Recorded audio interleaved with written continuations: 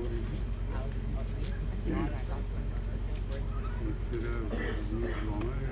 you doing?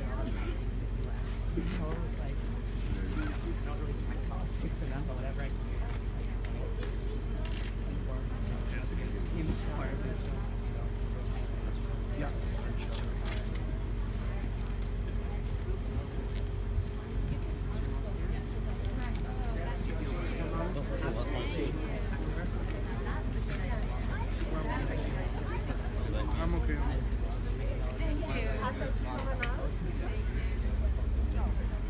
And see what's going on in the U.S. over the weekend. Do you worry about where things are going? I don't track it a whole lot, but at the end of the day, we're all. Thank you so much. Assalamu alaikum. Peace be unto you. Peace be with all of you. Thank you all for being here tonight. This is a beautiful sight. This is really what humanity is all about. This is what the heart of Vancouver is. It's love. And love is right here. And we feel that. And we feel so much for our brothers and sisters and those that lost their lives so tragically in Quebec City, in a mosque, in a place of worship, where people were standing in line to pray to the Almighty. Their lives were taken away from them by a madman, really, from a madman. This was not an act of care, it was an act of mental illness. And it's horrible, and it's sad. But we will not let these acts intimidate us. We will not let these acts make us afraid. This is why we're here. We're here to gather in front of our mosque, within our mosque. And this is your mosque. This is the mosque for all people. And so we are so privileged by your beautiful attendance here and your solidarity and bearing witness for this horrible crime and taking this time to begin the healing by coming together. So I thank each and every one of you for being here tonight. Now, inshallah, let's spend some time here in some quiet reflection. And in a few minutes, I'd like to invite each and every one of you into our home, into our mosque. This is your mosque, and you are welcome here. So there is some etiquette. We would ask for you to remove your shoes before you come in, and please come into the mosque and see this place. This place was established in 1963. It's the oldest mosque in British Columbia. The first established in British Columbia, the second in all of Canada. And it was established by a small group of people from various backgrounds. One of them being Pakistani, my father, the late Riyasat Ali Khan. Many other pioneers from other countries, Farouk al-Asli from Egypt, from Ahmed Osman from Fiji, MZ Khan from Pakistan, and many, many others who came together to go and make this a great community for all of us. We have generations who've grown up here. I see my brother Faraq Alam, and I see Raza Marani and their fathers. We're here as the pioneers, and their children are right here. Our generations have made this our home, and this is a spiritual home for our Islamic community, but it's also a spiritual home for every community. So please, let's take some time to be in silence to remember the victims, and we'll give everyone a chance to speak and to say a few words. But I do truly thank you from the bottom of my heart that you are here to share this time with us tonight. The Mayor of Vancouver will be here shortly, and our Police Chief Adam Palmer. So they will be here shortly. And but I would like to introduce our City Councillor and very, very dear friend, Mr. Jeff Meggs, to say a few words. Because sorry to put you on the spot there, Jeff, but you're here. Let's get him on. Okay. Well, Haroon, I want to thank you for the welcome that you brought everybody from the city.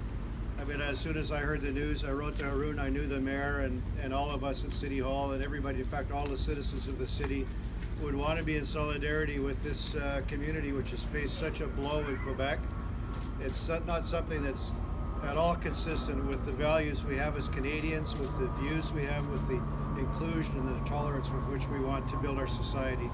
And it's been my great privilege and honor to have the friendship of the people at this mosque in my own neighborhood, which is, it's a traveler's mosque where anybody traveling the world who needs a place to pray can come here and know they'll find a place of peace. And it's been a real lesson to me to understand better the values of Islam through the friendships I've developed at this mosque. So I want to thank you all for coming here and thank Haroon and the entire community who are operating this mosque for their contribution to our city. Thank you. Last night, around 11:30 p.m., I got a call from my nephew who asked to speak here. And there were 30 people just like this with candles spontaneously just through social media. They showed up and they came here because they wanted to just do something. When something like this happens, you just get angry. You get so upset, but you don't know what to do.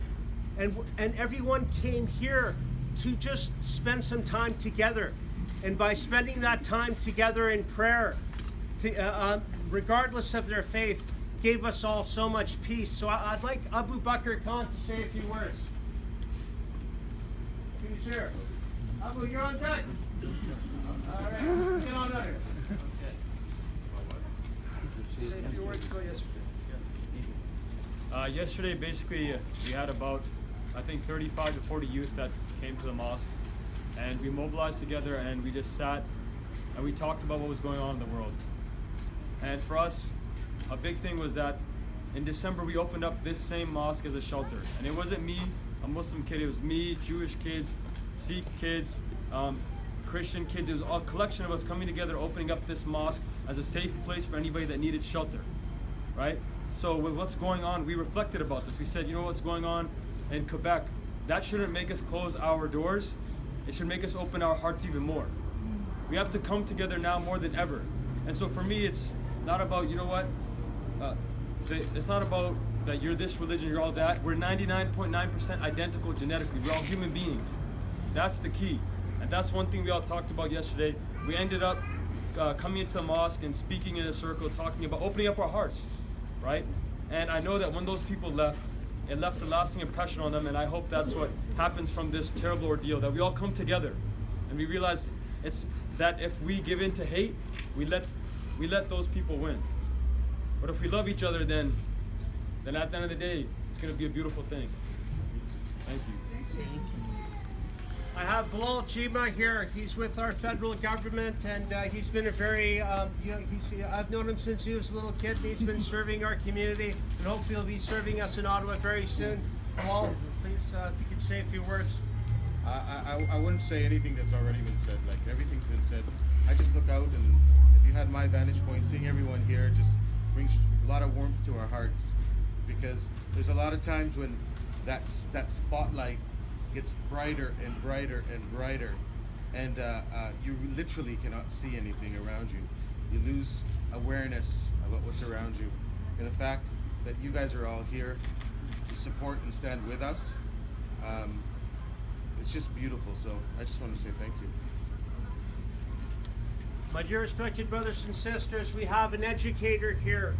He's educated many people, Muslims and non-Muslims alike, on our faith, and he had just traveled far and wide and just came back from Atlanta, and he's been on the road for a long time and he's very tired, but he made this time here to be with us tonight.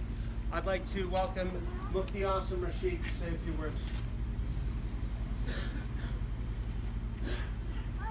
Welcome and thanks to all of you for coming. Whether it's by your presence, lighting your candles, giving prayers, it means a great deal to us, and even more significantly, it means a great deal to the victims and their families. This was a terrible event, and when something like this happens, we have a few priorities as community leaders. One of them is, of course, to extend our hearts our prayers, our sympathies. But we also, as my brother mentioned just before, we don't want to create an environment of panic and fear. We want to look at these as isolated incidents. We want to look at them for what they are. We don't want generalizations to develop. We don't want incorrect associations to be formed. And I think as communities and as a society, it's absolutely crucial that we resolve to not let these things create divisions and animosities amongst us. Because before these incidents, after these incidents, we have to live together. Our kids are growing up together. Many of us grew up together. It's that simple. And as a country, as Canada, we have to show that we are better and we are above all of this. And any form of violent extremism, irrespective of who the perpetrators are and who the victims are, we must unequivocally condemn them, speak out against them, and do our best to remove this type of behavior from our society. There's no place for it. And a lot of people, I was just in the States, so a lot of the people are asking me, what did you see and what was going on? And people aren't as foolish as some people would like to think. There's a lot of smart people out there. People know how to think for themselves. The communities, the societies out there in the States, right now, who do you think it is that's rallying at the airports? A small percentage are Muslims. The majority are the non-Muslims. They're showing solidarity. They're showing that they will not put up with this. There's no room for this.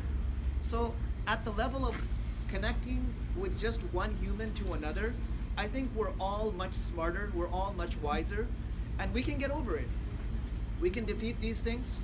And our message to those people who are confused about Islam, or maybe the only thing they know about Islam is what they've been seeing in the news in the light of specific events. And that's a lot of people. They haven't had that exposure to Islam or to Muslims or to Islamic tradition. We're here. We've always been here, and we're not going anywhere. We are here to answer your questions. We are here to engage in dialogue, in conversation. We are your neighbors. We're your schoolmates. We're your business colleagues and partners. We're all over the place, and we are here and we will remain here. And anytime there is a need for dialogue, discussion, if there's a confusion in your mind that you would like to remove, let's sit down and talk. Let's break some bread. Let's have some coffee. Let's get together at a mosque or anywhere, and let's talk, and let's create a society where we can be very transparent with one another, and we don't have to feel shy or embarrassed or scared to share our traditions with one another. And I think these occasions give us an opportunity to do that. And the Muslims, I've said this, the Muslims are prepared. We are prepared to share with you as long as you are prepared to listen to us. Give us your ears, give us your time, and let's show that we can beat this in a holistic way. Thank you very much. Thank you.